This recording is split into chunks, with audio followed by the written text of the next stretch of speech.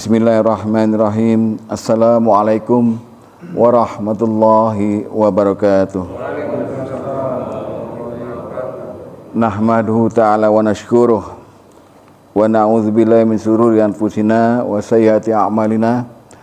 May yahdihillahu fahuwal muhtad wa may yudlil falan tajida lahu waliyyan mursyida. Asyhadu an la ilaha illallah wahdahu la syarikalah wa asyhadu anna Muhammadan abduhu wa rasuluhu la nabiyya ba'dah. Allahumma shalli wa sallim wa barik ala hadza nabiyil karim nabiyina Muhammadin sallallahu alaihi wasallam wa ala alihi wa sahbihi ajmain, amma ba'du. Fa ya ibadallah usikum wa nasibi taqwallah wa ta'atihi la'alakum turhamun. Ma'asyiral muslimin wa zumratal mu'minin rahimakumullah. Jamaah salat subuh Masjid An-Nas yang dirahmati Allah, mari sama-sama kita panjatkan puja dan puji syukur kehadirat Allah Subhanahu wa taala dengan minimal mengucapkan alhamdulillah hamdan katsiran thayyiban barakan fih. Sampai saat ini kita diberikan minimal 5 nikmat. Pertama yang sering disebut-sebut nikmat iman, nikmat Islam, nikmat umur, nikmat sehat, dan nikmat afiah. Afiah itu artinya selamat. Nah, kita masing-masing bisa nguraikan nikmat itu. Nikmat iman itu kita berasa masih percaya sama Allah, masih datang ke masjid. Karena Rasulullah pernah bersabda begini, "Idza ra'aitumur rajula ya'tadul masjida fashhadu lahu bil iman." Kalau kamu sempat lihat ada orang laki-laki datang ke masjid, saksikanlah bahwa dia telah beriman. Jadi kita ini nikmat imannya itu, kita masih ada hadir di masjid ini, kita tuh beriman. Amin. Amin. Nah, orang beriman di mana tempatnya, Pak? Surga tuh. Pak, atau udah yakin ya, Pak, masuk surga gitu nih. Amin. Terus gimana cara nguraikan nikmat yang lain tuh? Kalau nikmat umur jelas lah, kita masih hidup sampai sekarang. Di saat mana tahun-tahun kemarin, bulan-bulan kemarin, sudah banyak sahabat-sahabat kita, jemaah-jemaah yang mendahului kita, Pak Sodik, Pak Bustami dan sebagainya. Lalu nikmat apa lagi tadi? Nikmat umur ya, nikmat sehat walafiat, udah sehat jelas lah. Ya, sehat walafiat, sehat tuh sehat batin, sehat badan, afiat, selamat kita. Lalu yang perkara satu lagi nikmat Islam. Kadang-kadang kita cuma bisa ngomong doang, kita nikmat nih berislam, tapi nggak tahu nikmatnya di mana jadi orang Islam. Ya kan Pak? Ya, kita bilang alhamdulillah, puji bagi Allah atas nikmatnya, nikmat Islam. Apa nikmat Islam tuh? Yang paling bisa ngerasain nikmat Islam kalau kita udah ngerti nih, bahwa kita selama ini udah berislam ini, kita udah on the track, Pak. Udah ada di jalur yang benar. Alhamdulillah.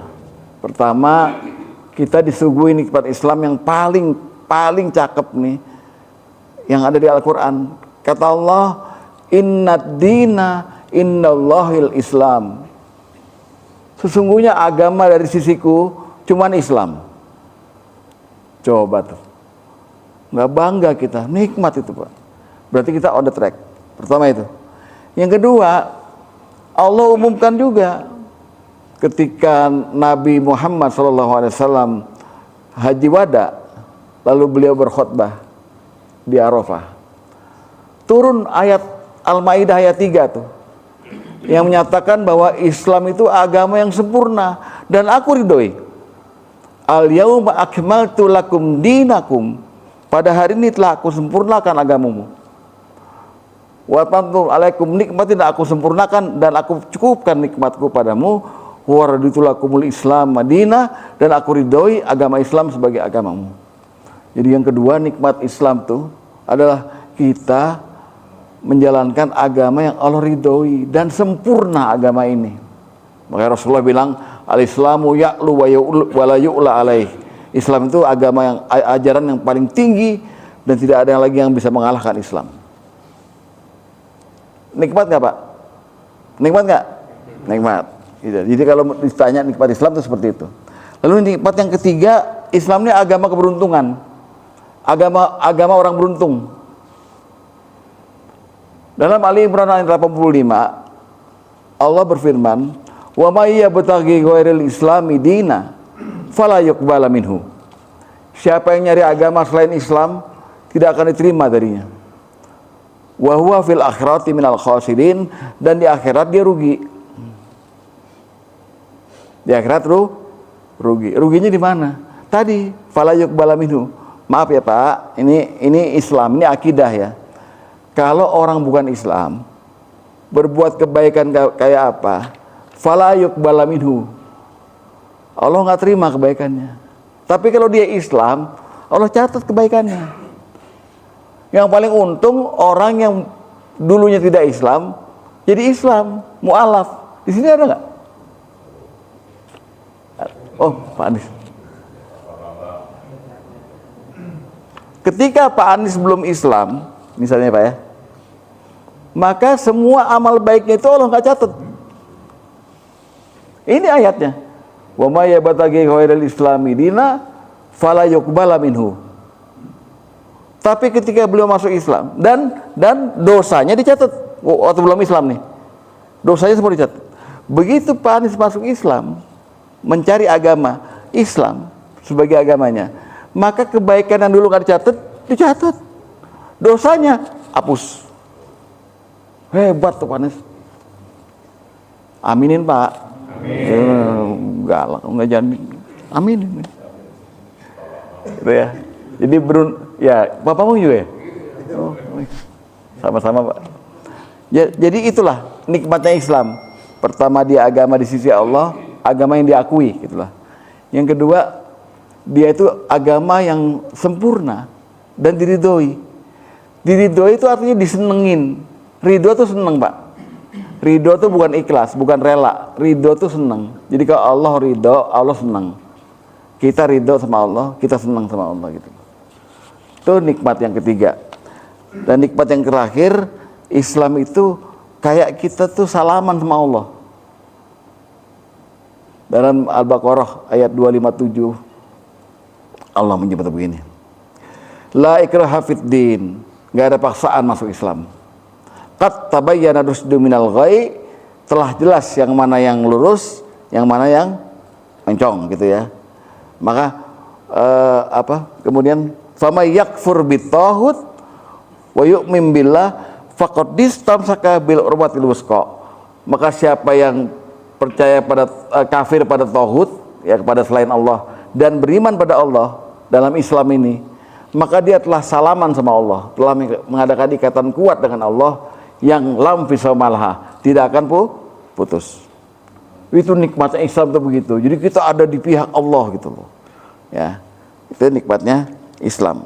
Sehingga dengan adanya nikmat Islam itu wajar kalau setiap dibuka acara, mari kita bersyukur atas nikmat Allah, nikmat Islam.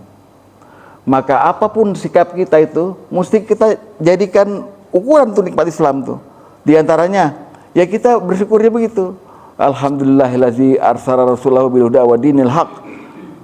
Segala puji bagi Allah yang telah kirimkan Muhammad itu sebagai Rasul, bawa agama Islam ini, agama yang benar. Yang kedua, kalau bisa Pak, kalau bisa nih, ya diamalkan ya. Ini pesan dari Rasulullah begini.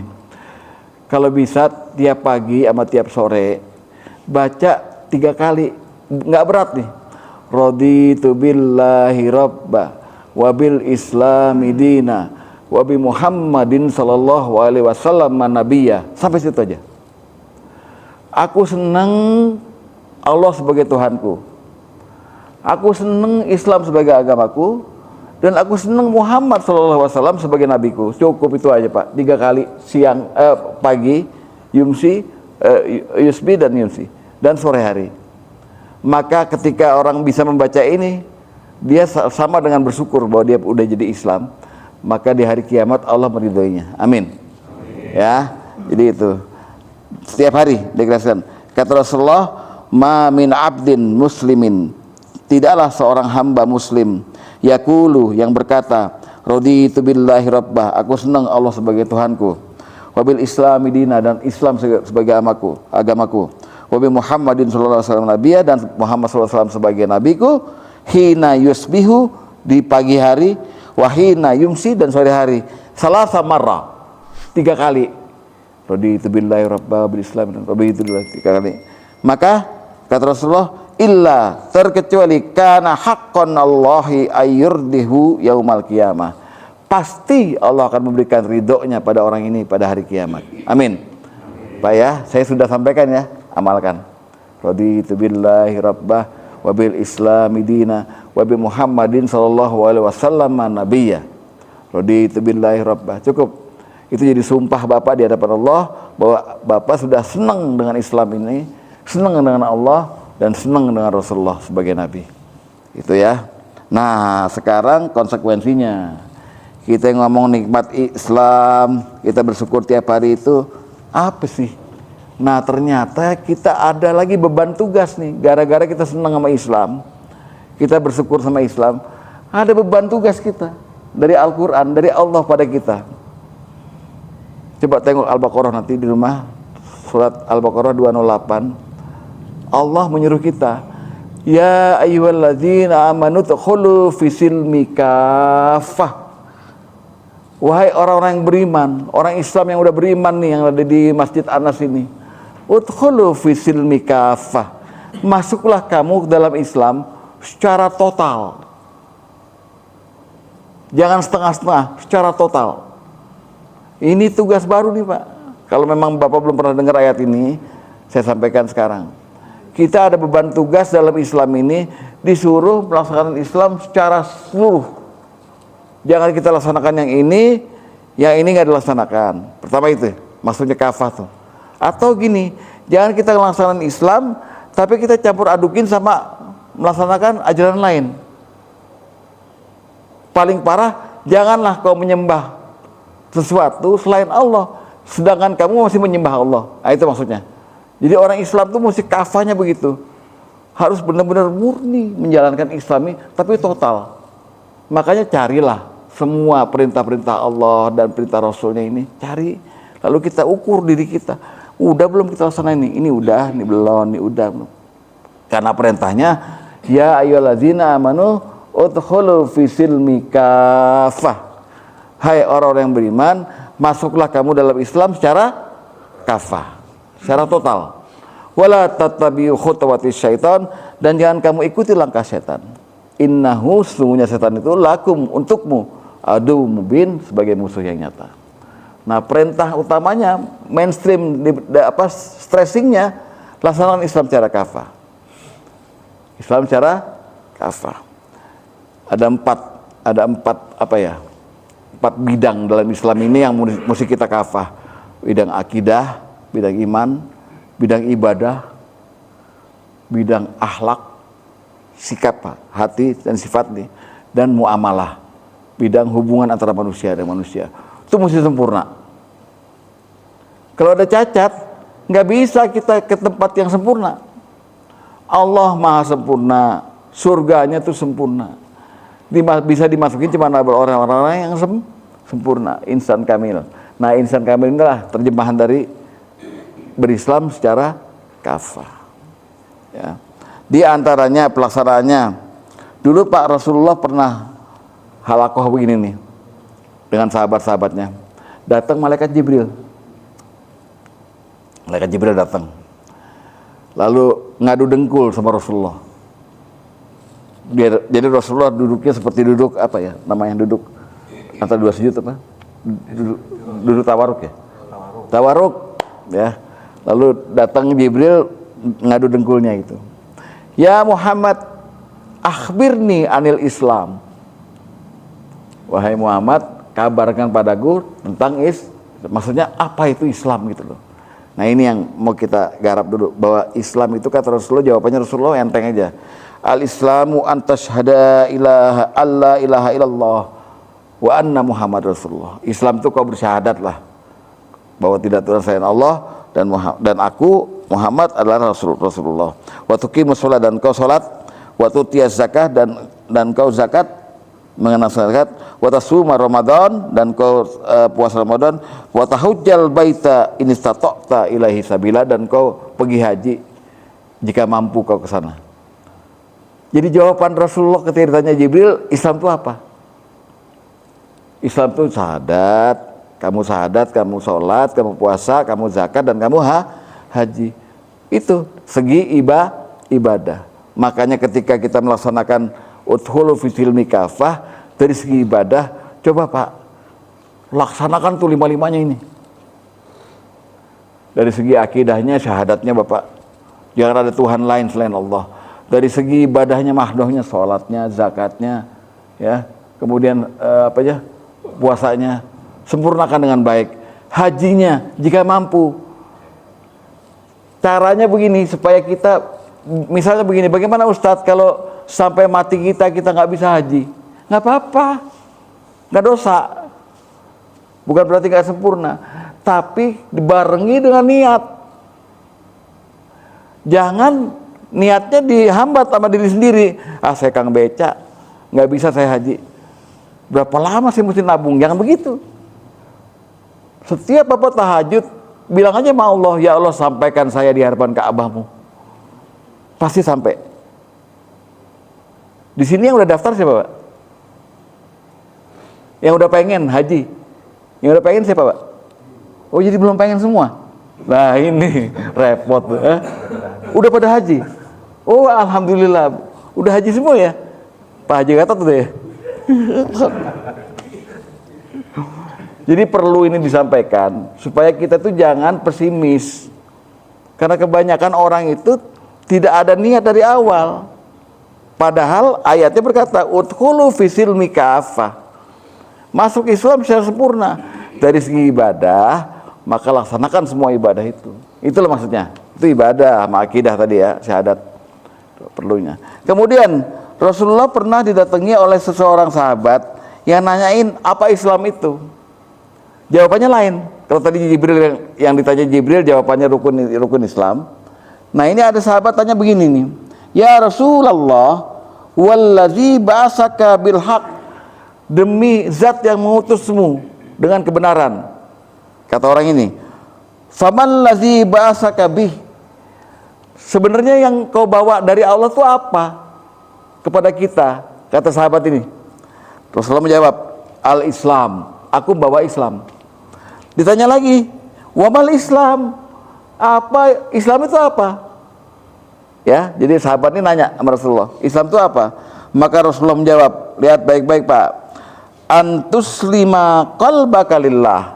Islam itu kau menyerahkan hatimu pada Allah. Penting nih Pak, maksudnya ikhlaslah kamu, murnikan apa yang kau lakukan di dunia ini, baik itu ibadah, keduniaan, semuanya lillahi ta'ala, sesuai dengan perintah Allah dalam Al-Quran. Kul, katakan Muhammad, inna salati wa nusuki wa mahyaya wa mamati lillah rabbil alamin. Pertama itu jawaban Rasulullah. Jadi antuslima qalbaka lillah, engkau serahkan hatimu pada Allah. Wa antu wajhaka lillah, dan kau hadapkan wajahmu ke hadapan Allah. Jadi di mana-mana kau ingat Allah gitulah. Ya Allah. Muraqabah, merasa diawasi. Itu Islam. Bayangkan kita dibikin jadi orang yang sempurna nih Pak. Ya. Kemudian nomor 3, wa antu shalliyas sholatal maktubah, dan kamu selalu gemar sholat yang wajib tuh. Jadi kamu nggak tinggalin di mana-mana, pasti kamu sholat. Ya. Ini jawabannya memang sederhana tapi dalam Pak. Lalu wa tu'addiya zakatal mafruḍah, dan kamu nggak lupa zakat. Makin banyak hartamu, makin kau punya kewajiban menghitung zakatmu. Gitu aja deh, ya. Zakat mal dulu Pak. Terus zakat fitrah kan gampang, ya, zakat mal. Terus wa akhawani nasiron, dan kau menolong sesama orang muslim. Baik orang yang ketolong itu, maaf ya, dan kau menolong sesama manusia, baik itu muslim maupun bukan muslim. Gitu kira-kira jawaban Rasulullah. Jadi kita dibikin menjadi orang yang concern, sempurna, sadar kita ini cuma makhluk, cuma hamba, kewajiban kita lurus kepada Allah, dan kita berbuat baik pada sesama manusia. Itulah Islam yang sempurna, yang kafah. Gitu Pak ya. Kemudian Rasulullah memberi petunjuk nih, ya, Islam yang mendekati kafah ini dari segi akhlak. Mari kita dengarkan apa kata Rasulullah. Ya, pertama, orang Islam kalau mau kafah itu mesti punya 4 sifat. 1, khairukum islama ahasinakumul akhlaq. Sebaik-baik kamu orang Islam adalah orang yang paling baik akhlaknya. Akhlak Pak, akhlak. Akhlak itu apa? Definisinya akhlak apa? Adab ya, sopan santun. Lalu idza faquhu, selain akhlaknya baik, dia paham agama. Itu pertama. Jadi Bapak tiap hari upgrade diri kita. Terserah dengerin YouTube, ceramah-ceramah, baca buku, cari tuh pemahaman agama dengan baik. Ya, itu pertama. Yang kedua, yang Nabi pesan kepada kita, inna min husnil islamil mar'i tarkuhu malam ya'nihi. Sesungguhnya kebaikan seorang Islam itu, orang Islam yang paling baik adalah orang yang sanggup meninggalkan sesuatu yang gak manfaat buat dirinya. Maaf ya Pak, banyak kegiatan kita yang sebenarnya gak ada manfaatnya buat diri kita, malah nambah dosa. Saya gak perlu kasih contoh ya. Kalau saya kasih contoh, nanti saya menggiring Bapak untuk membenci satu kegiatan gitu. Tapi tolong ukur diri sendiri, kira-kira apa ada kita berkegiatan tiap hari ini yang kira-kira cuma-cuma, nggak ada pahalanya, manfaatnya nggak ada buat dunia kita gitu. Nah, Islam yang baik kata Rasulullah, dia sanggup meninggalkan sesuatu yang nggak ada manfaat buat dirinya. 2, ya, akhlaknya bagus, paham agama, sanggup meninggalin sesuatu yang nggak manfaat. Kemudian yang ketiga, kata Rasulullah, inna min husnil islamil mar'i, Islam yang paling baik ya, orang Islam yang paling baik adalah qillatal kalam, yang ngomong dikit. Bukan pendiam, ngomongnya sedikit. Fima la ya'nihi, untuk urusan omong-omongan yang gak berguna dia dikit. Tapi kalau untuk urusan kebaikan ngomong banyak deh. Ya, ngomong banyak. Ya. Contohnya ini Pak Atok tuh, kalau untuk ceramah kan banyak ngomong dia. Ya, boleh. Yang terakhir, Islam kafah ini orangnya punya sifat begini. Ketika ada sahabat bertanya pada Rasulullah, lalu Rasulullah menjawab, aslamul muslimin, orang Islam yang paling selamat,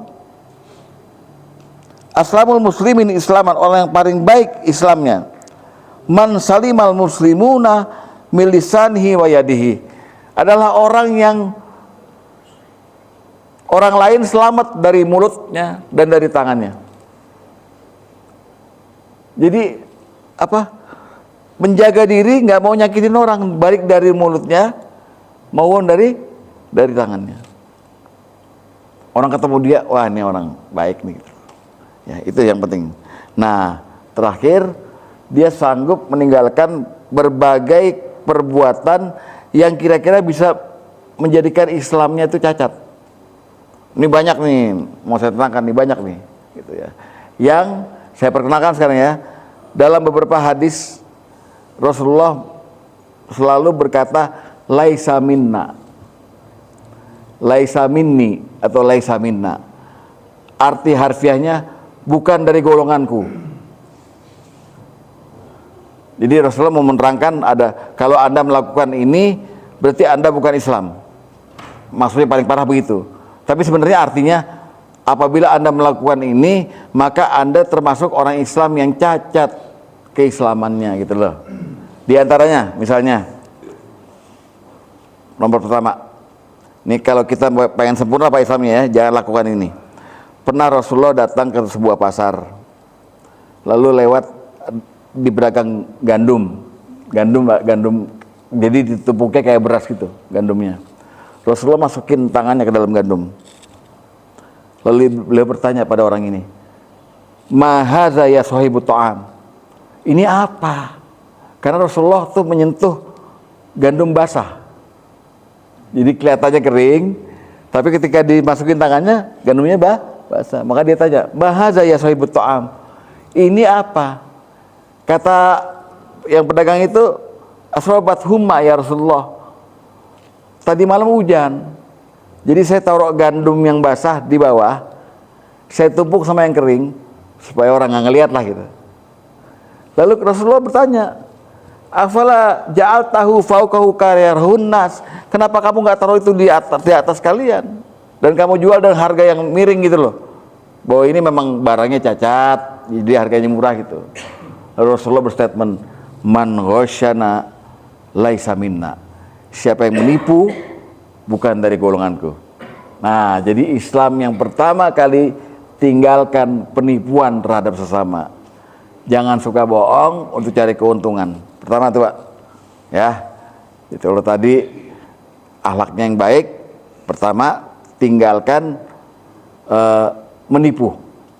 Jangan sampai menipu dalam dagang, menipu dalam omongan untuk cari keuntungan diri dan merugikan muslim lainnya. Pertama, ya. Jadi man ghasyana laisa minna. Lalu yang kedua, kata Rasulullah, "Man salla alaina saif falaisa minna." Siapa orang Islam yang menghunuskan pedang kepada muslim lainnya, maka dia bukan golonganku. Maksudnya dia keislamannya cacat. Maksudnya menghunuskan pedang tuh ngancem, mukul, apalagi kalau orang Buddha begitu, nakut-nakutin, ngancem, dilarang Pak. Ya. Jadi kalau kita mau Islam kita sempurna, jangan sekali-kali satu menipu tadi ya, menipu. Yang kedua jangan mengancam, nakut-nakutin, apa nih? Cawe-cawe. Kemudian jangan sampai menyakiti. Itu kedua. Ketiga, manistahaba nuhbah falaisa minna. Siapa yang merampas harta orang bukan dari golongan kami. Pak, salah satu kemuliaan seseorang Islam itu kalau dia tidak pernah ikut campur sama miliknya orang lain. Jadi misalnya gini Pak, ada tetangga beli mobil baru padahal pegawai negeri. Kita nggak mikir Pak, nggak usah ngomong sama bini, sama tetangga lain, nggak usah. Itu korupsi kali ya, nggak ya kan gitu. Udah diemin aja. Jadi kita nggak pengen memiliki apalagi. Nah ini sekarang larangannya, jangan ngerampas harta orang lain. Jangan kepengen sama harta orang lain. Jibril pernah berpesan pada Muhammad, "Wasyarifal mu'min." Kemuliaan seorang mukmin adalah istighnahu anin nas. Dia itu udah merasa cukup, nggak mau lagi ngutak-ngatik harta orang lain, gitu ya. Jadi jangan sampai merampas harta orang lain. Kemudian yang paling penting lagi, man tasyabaha biqaumin fahuwa minhum. Siapa yang meniru-niru orang lain, dia bukan dari golongan Islam. Falaisa minni. Maksudnya gini, kita ini kadang-kadang dalam beramal dunia, ya, cara-cara kita berkehidupan ini ngikut gaya-gaya orang Barat. Happy birthday, segala macam. Boleh, silakan aja itu. Kalau itu untuk kebaikan Bapak silakan. Tapi ingat, kalau Anda meniru-niru begitu, lama-lama Anda akhirnya mengikuti milah mereka atau cara mereka. Nah itu kata Rasulullah, fahuwa minhum. Dan dia itu sebenarnya golongan mereka, walaisa minna, dan bukan dari golongan kami.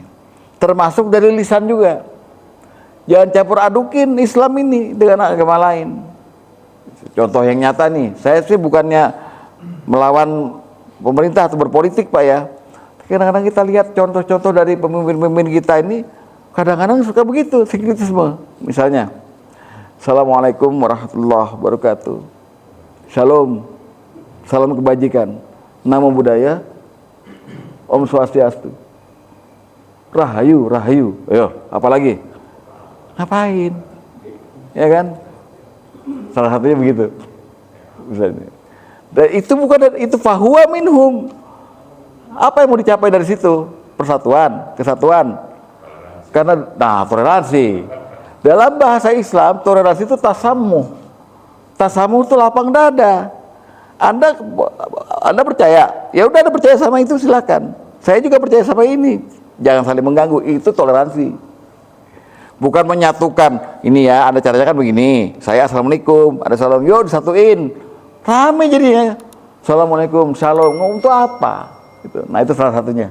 Ya, itu disebut dengan tasyabbuh, meniru-niru, dan itu tidak manfaat, nggak perlu. Ya.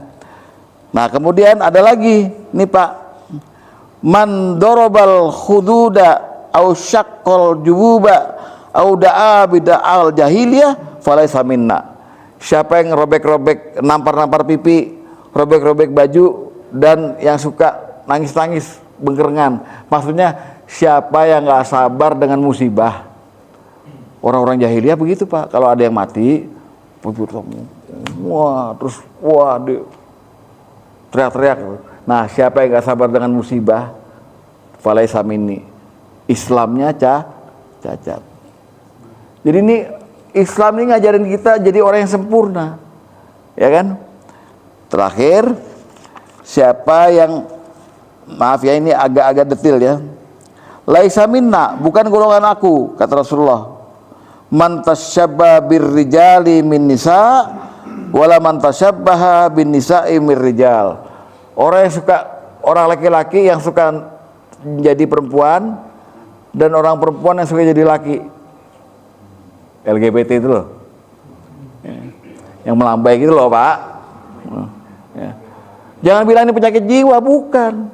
Itu ada maksud, ada makosid itu. Memang hobi yang salah, ya kan? Gitu. Jadi ini Pak, kita diajarin jadi sempurna nih. Ya, Rasulullah detail begitu kan? Siapa yang menyerupai lawan jenis, maka dia termasuk bukan golongan kami. Kemudian, man qadara ala an yankiha falam yankih falaysa minna. Siapa yang udah sanggup nikah tapi nggak mau nikah, bukan golongan kami. Kenapa? Kenapa Pak Edi? Siapa yang udah sanggup nikah tapi belum nikah, bukan golongan kami. Ini ada apa ini kok jadi? Oh, bujangan. Jadi gini, asal mulanya begini nih, kenapa ada statement begini. Rasulullah pernah didatangi sama seorang anak muda yang baru masuk Islam, dan dia udah laksanakan semua, sholat udah, tapi dia minta satu spesial nih, ya Rasulullah, saya udah semua dah Islam ini, tapi saya pengen zina, boleh nggak ya? Kan Allah maha tahu apa yang kita butuhkan. Saya mau zina boleh nggak? Terus semua Islam udah saya laksanakan. Maka Rasulullah tanya sama dia, dadanya dipegang ini. Kamu punya ibu nggak? Punya. Punya adik perempuan? Punya. Apa pendapatmu kalau ibumu dizinai orang? Apa pendapatmu kalau adik perempuanmu dizinai sama orang gitu? Ya saya marah dong. Begitu pula kalau kamu zinai seseorang, pasti keluarganya marah sama kamu gitu. Lalu Rasulullah berstatement tuh, ya ma'syarus sabab, wahai anak-anak muda, manistata'a minkumul ba'at, siapa di antara kamu yang udah ba'at, udah sanggup nikah, falyatazawwaj, maka nikahlah. Fa innahu aghaddu lil basar wa ahsanu lil farji, karena dia bisa menjaga pandangan dan memperbaiki kemaluan. Wa man lam yastati, kalau kamu enggak sanggup nikah, fa alaihi bisawm, gantilah dengan puasa. Fa innahu lawijaun, karena dia itu adalah sebagai benteng. Puasa itu sebagai tameng. Asal mulanya itu, maka statement Rasulullah, siapa yang udah sanggup nikah tapi belum mau juga nikah, maka dia bukan golongan kami. Islamnya cacat. Tapi emang ini dia bandel, nggak mau nikah. Udah ada, udah ba'at, udah ada duitnya, udah bisa membuahi, udah lancar, tapi jodohnya belum ada, nggak apa-apa. Kalau jodohnya udah ada semuanya, nikah. Ya Pak ya? Nih. Kenapa? Ya itu untuk benteng, untuk bentengnya seperti itu. Ini kita lagi cari kesempurnaan Islam Pak, kesempurnaan diri kita di hadapan Allah dalam langkah berislam, Islam kafah tadi gitu. Ya, jaga diri lebih baik Pak. Nah. Terus ada 3 lagi Pak yang penting yang saya kira bisa kita amalkan, yaitu ini sih mungkin ini ya. Laisa minna, bukan dari golongan aku, malam yataghanna bil Quran. Siapa-siapa yang tidak memperindah bacaan Quran. Jadi kalau orang udah seperti imam tadi bagus tuh bacaannya. Jadi ada orang bisa baca Quran tapi nggak ada lagunya. Nah tolong Pak, latih diri ya semampunya, nggak usah menjadi qori yang beneran dulu. Yang penting bacaan Quran Bapak berkesan menjadi qaulan baligho. Orang yang dengerin bisa nyampe hidayah ke dia itu loh. Bapak baca Fatihah aja, alhamdulillahirabbil alamin arrahmanir, asal bagus itu, orang kemudian tertarik, insya Allah orang itu dapat hidayah, Bapak dapat pahala yang besar sekali, ya kan? Begitu. Jadi kata Rasulullah, bukan golongan kami orang-orang yang membaca Quran yang jahar ya, tapi tidak dilakukan, nggak dihiasin. Karena Rasulullah berpesan, zayyinul Quran bi aswatikum. Hiasilah Quran-Quranmu dengan suara-suara lagu-lagumu. Nah, barangkali ada kursusnya nggak di sini? Kan di sini ada tahsinnya. Nah, ada namanya ilmu taronnum. Taronnum itu baca qiraah sab'ah dengan lagu itu loh, dengan tilawah. Ya, yang dulu ada Muhammad Dong, siapa lagi? Muammar ZA, ya kan? Nanang Qasim yang dulu. Kalau bisa Bapak seperti itu, kalau bisa ya, insya Allah lah. Di sini kan udah ada jagonya nih. Kiai ini ya. Yang kedua, yang ini ada 3 terakhir ya. Kedua, kata Rasulullah, lihat, al jenazah matbu'ah, untuk diikuti, wala tatba'u, laisa minna man taqaddamaha. Jadi jenazah itu untuk diikuti, bukan golongan kami orang yang mendahului jenazah. Jadi kalau nganter mati ini, orang mati ini di Anas ya, walaupun Bapak pakai motor apa, jangan. Nomor pertama mesti jenazah, nomor kedua baru orang lain, terserah gitu, ya. Jadi sekarang kalau Islam kita mau sempurna, Islam ngajarin kita untuk memuliakan jenazah dengan cara mengantarnya ke kuburan, tapi kita ada posisinya di belakang jenazah gitu ya. Ini emang ringan, tapi kan perlu diungkapkan supaya ini ilmu kita bertambah. Yang terakhir, ini agak sedikit seperti bercanda, tapi mohon didalami dengan baik. Malam yahlik anatahu wa yuqallib asfarahu wa yazzaz syaribahu falaysa minna. Siapa yang nggak memotong kukunya, nggak mencukur kumisnya, dan yang tidak mencukur bulu kemaluannya, dia bukan golongan Islam. Kayak bercanda kan? Tapi ternyata ada istilah istiqdat. Bapak tahu istiqdat? Cukur bulu kemaluan. Untuk perempuan setiap 40 hari sekali di fikihnya ya. Ajarin dong Kak, makanya ada fikihnya. Tapi bukan ngajarin caranya terserah ya. Maksudnya ininya ada periodiknya. Perlu itu Pak, karena Islam itu ada fitrahnya kan, cukur kuku, gunting kuku dan segala macam itu. Nah ini barang siapa yang tidak menggunting kukunya, mencukur bulu kemaluannya dan mencukur kumisnya, maka dia bukan termasuk golongan kami, atau dia Islamnya kurang sempurna. Kumis dipendekin aja Pak. Kalau jenggot kalau bisa dipelihara. Kalau ada jenggot. Jadi ini perintah ini kan tidak umum berlaku karena memang ada orang yang nggak ada bakat bulu, nggak ada bakat bulu sama sekali, jangan ambil kemiri gini tiap hari malah dedes kulitnya gitu. Pokoknya ini untuk yang udah numbuh, maka kumisnya dicukur rapi. Jangan kumis dibiarin begitu Pak. Itu kadang-kadang saya suka heran orang yang mau pelihara begitu. Kalau makan cendol kan rugi Pak. Iya nyangkut, dia bilang ini air melulu cendolnya, padahal udah nyangkut di sini semua.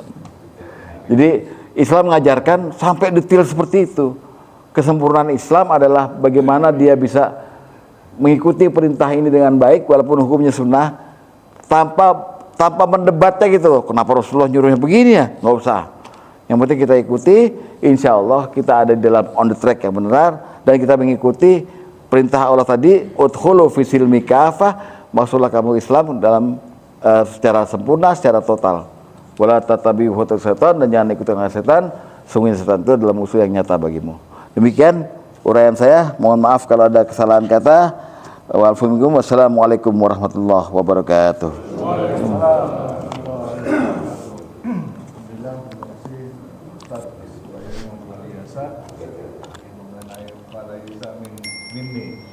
Minna, bukan dari golongan kami. Baik, jamaah sekalian, silakan barangkali ada yang bertanya mengenai kemaluan, jenggot, kubis, boleh. Jangan itu ditanya. Atau mengenai kawin, boleh juga. Mengenai nikah boleh, mengenai cerai juga boleh. Silakan Pak Anies. Waalaikumsalam warahmatullahi wabarakatuh. Dalam Islam kita diajarkan kalau kita ingin menjadi sempurna kan Ustaz. Berapa? Mau? Ingin kita jadi Iya. muslim yang sempurna. Betul. Baik dalam surah Al-Maun ayat 107 ya. Itu dikatakan bahwa akan rugilah bagi mereka yang lalai dalam sholatnya. Dengan kriteria apa gitu Pak sholat? Kita dikatakan merugi kalau kita melalaikan sholat kita. Oh iya, baik. Jadi ada di Al-Maun ya, fawailul musallin alladzina hum an salatihim sahun alladzina mira'un wa yamna'un al-ma'un. Dalam tafsir Ibnu Katsir yang dimaksud dengan, nanti dulu saya terjemahkan dulu ya, fawailul musallin, maka celakalah orang-orang yang salat. Alladzina hum an salatihim sahun, yaitu orang yang salatnya lalai. Nah, Ibnu Katsir meriwayatkan hadis dari Ibnu Abbas. Ibnu Abbas menafsirkan sahun di situ adalah orang yang mutaakhir, mengakhirkan waktu sholat. Misalnya gini, lohor udah azan, ntar dulu dah, 2:30, ntar dulu dah, 3:05 baru lohor. Itu lalai yang dimaksud pertama itu. Lalai yang lain banyak Pak. Di antaranya dia tidak memahami apa yang dia baca, itu lalai. Tidak khusyuk sholatnya, itu lalai. Atau tidak sholat sekalian, tarku sholat, itu lalai, lebih lalai lagi itu. Tapi lalai yang dimaksud di dalam ayat itu, Ibnu Abbas pernah mendapatkan keterangan dari Rasulullah bahwa orang yang lalai sahun itu adalah orang yang mengakhirkan waktu sholat, menunda-nunda. Maghribnya 6:50, maghribnya jam 6, asarnya jam 5:30, diakhirkan gitu. Padahal ada satu sholat yang memang Bapak lebih baik diakhirkan waktunya, sholat Isya. Rasulullah tuh senantiasa kan dulu waktu di Madinah, Isyanya tuh jam 12, berjamaah tetap, tapi Isyanya panjang. Nah yang lainnya jangan diakhirkan, apalagi subuh Pak. Subuh jam berapa diakhirkan? Ya kan? Jadi ada sholat yang waktunya pendek sekali, yaitu subuh dan asar. Ya kan? Maghrib ya? Maghrib juga pendek waktunya. Jangan diakhirkan. Jadi sahur pertama itu artinya mengakhirkan waktu sholat. Jadi sebetulnya mengakhirkan itu masih ada celah untuk dibenarkan kalau ada alasannya. Jadi yang ditarik dari mengakhirkan itu adalah meremehkan sholat. Meremehkan gitu. Dari segi waktunya kita remehkan sholat. Sebab sholat ini Pak ternyata satu-satunya media sambungan kita dengan Allah. Saking pentingnya sholat, sampai Nabi Musa itu nabi yang merasa pintar sebenarnya, merasa dirinya paling pintar. Makanya Nabi Musa diutus ke Nabi Khidir untuk minta ilmu, karena beliau udah sesumbar gitu. Selaku nabi ya, nabi sih nggak masalah lah, nggak ada orang yang paling pintar dibanding saya gitu.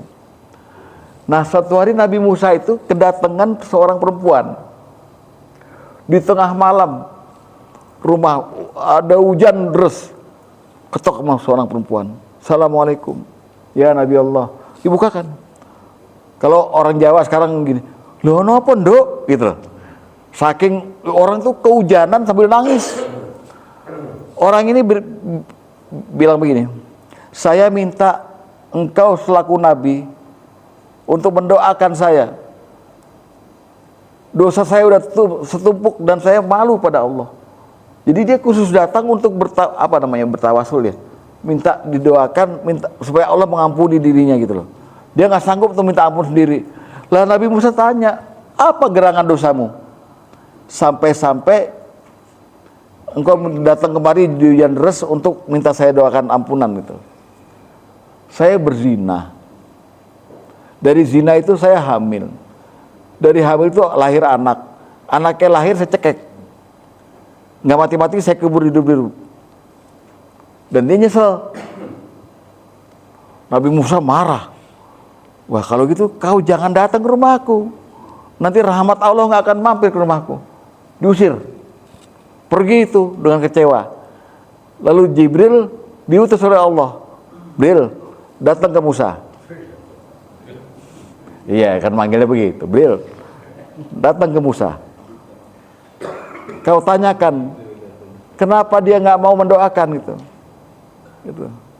Tanya. Jibril nanya, Musa, Allah tanya kenapa kamu nggak mau doain? Dia minta doain. Wah itu bejat itu. Perbuatannya bejat. Saya nggak mau doain orang seperti itu. Ya kan? Lalu Jibril tanya, tahukah kau Musa apa dosa yang lebih berat dari itu? Ada. Apa kata Musa heran? Tarkus sholah, meninggalkan sholat. Dosanya lebih besar dari itu. Dari orang yang berzina yang lebih besar. Tuh. Nggak sadar kita kan? Karena satu kali bapak ninggalin sholat dengan sengaja. Karena memang nggak menganggap sholat itu penting gitu ya. Ditinggalin sholat tuh. Hukumannya satu hukum. Satu hukum itu 80.000 tahun di neraka. 80.000 tahun. Nunggu 80 tahun aja di sini bosen kita. Apalagi nah itu. Jadi sahun yang tadi itu sekadar cuman mengakhirkan waktu. Itu disebut lalai dan wail, celaka. Celaka itu neraka, Pak. Apalagi ninggalin gitu. Gitu Pak Anies keterangannya. Ya. Saya mudah-mudahan menjawab ya. Ada lagi Pak? Terus kelebihan Nabi Musa apa Pak? Kelebihan istimewa dia dapat perintah langsung sholat dari Allah. Maksudnya? Kan perintah langsung sholat kepada Nabi Musa, kalau saya pernah baca, Allah merintahkan langsung untuk sholat kepada Nabi Musa. Oh iya. Ketika itu begini Pak, kan Nabi Musa ini dalam rangka pencariannya kepada Tuhan ya. Kan dia tuh kan kabur dari Firaun kan. Kemudian ketemu Nabi Syuaib, jadiin mantu sama Nabi Syuaib. Ya kan? Lalu setelah itu dia melihat ada apa? Cahaya di gurun tuh, ada api di Bukit Muqaddas, di Bukit Tua. Datang ke sana kan dia. Lalu Allah memperkenalkan diri pada Musa. Innani annallahu la ilaha illa ana, ya kan? Fa'budni wa aqimis sholata li zikri, kata Allah begitu. Musa, sungguhnya aku nih Tuhan, nggak ada Tuhan selain aku, maka sembahlah aku dan dirikanlah sholat untuk mengingat aku. Itu ada di Al-Hajj Pak, di surat Al-Hajj.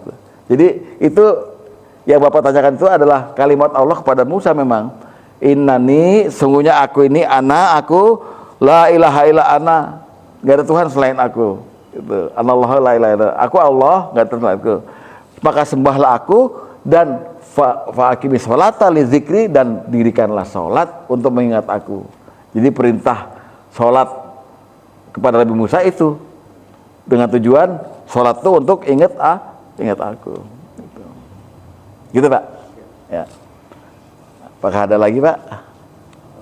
Ya silakan Pak. Pak Kholik ya. Alhamdulillah saya ingat sekarang. Iya. Waalaikumsalam warahmatullahi wabarakatuh. Iya. Jadi Bapak bilang kita harus secara kata, secara hukum. Kita punya role model. Nabi Muhammad. Dari mulai tidur sampai dengan tidur, dari bangun tidur sampai tidur balik itu sebenarnya semua adab. Waktu semua sunah-sunah beliau. Nah yang jadi masalah sekarang kondisi saat ini kita mau kotak-kotakan Islam. Kalau kata Pak Dito, orang Islamic Center, dia Pak Dito. Islam, orang Islam. Mau beribadah, nah ini kalau Islam. Kita yang jadi masalah di sini sekarang. Dan kalau dia pernah bilang bukan dari orang Muslim yang beriman, dia berbuat baik, dan berbuat ada 70 iman orang beriman. Dan dia pertanyaan saya adalah, kalau kita udah full kafah secara Rasulullah, tapi kita yang mungkin kita hanya untuk diri kita sendiri kan, sudah dengan keluarga segala macam sudah sunnah kita melaksanakan. Cuma pada saat kita keluar yang ada sekarang, kita dianggap orang apa ya, seperti orang gurun, orang sekarang kadrun itu lah. Kadrun, nah iya. Itu yang jadi masalah. Jadi kita bersikap pada kita secara kafah utuh, betul. Tapi mereka orang-orang yang mungkin sebelah kita, sekeliling kita itu Arab banget tuh ya. Karena sekarang di Mesir juga banyak kita tentang seperti itu karena ya itu mereka bilang memisah-misahkan Islam, jadi berbicara dengan Islam, segala macam. Nah, bagaimana sikap kita kalau Ustaz?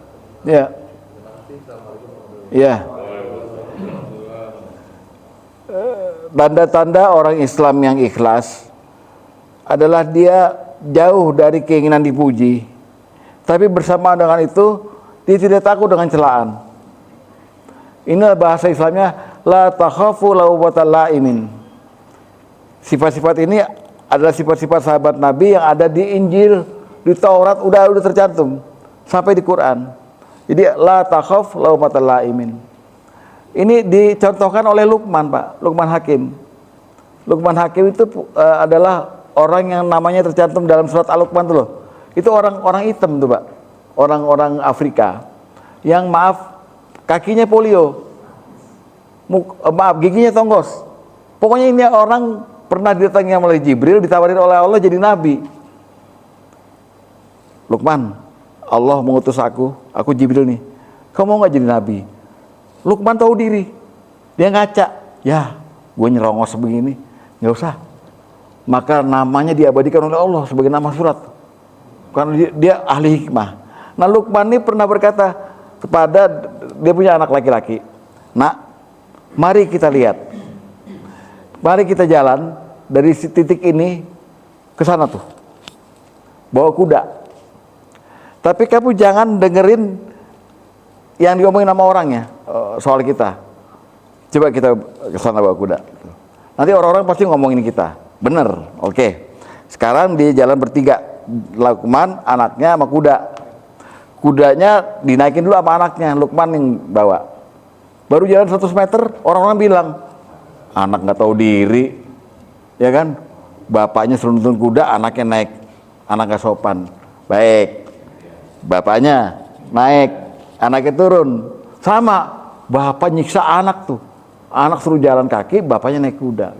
Dah, dua-duanya naik, ya kan? Dia bilang, wah, tuh keluarga tuh nyiksa kuda tuh. Kuda cuma muat satu, dinaikin 2 orang. Dua-duanya turun. Dia bilang, punya kuda nggak dinaikin. Akhirnya kudanya digendong, gitu. Nyengir kudanya, hihi. Nah itu mulanya kuda nyengir tuh itu.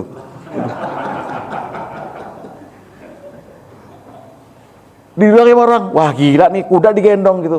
Akhirnya kudanya nggak dibawa, anaknya 2. Orangnya ngomongin lagi, gimana sih punya kuda nggak dibawa? Jadi orang tuh tukang nyela.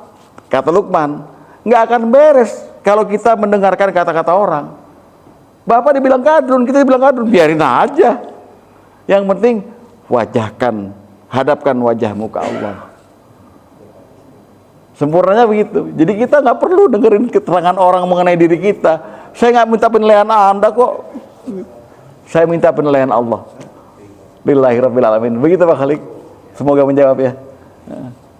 Barangkali sudah ya. Kesian nasinya dingin nanti. Ada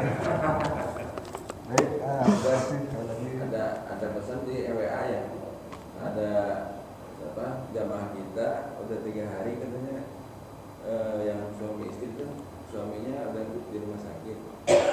Dan dirawat mungkin di mohon doanya. Pak Tukijan ya?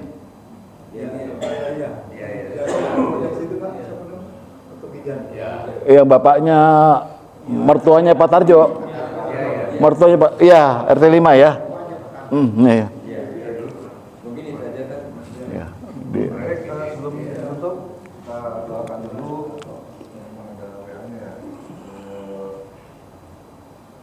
Bagi jamaah kita semuanya, baik bapak-bapak maupun ibu-ibu yang memang sedang dirawat di rumah sakit, yang memberikan musibah, mudah-mudahan Allah sudah angkat penyakitnya.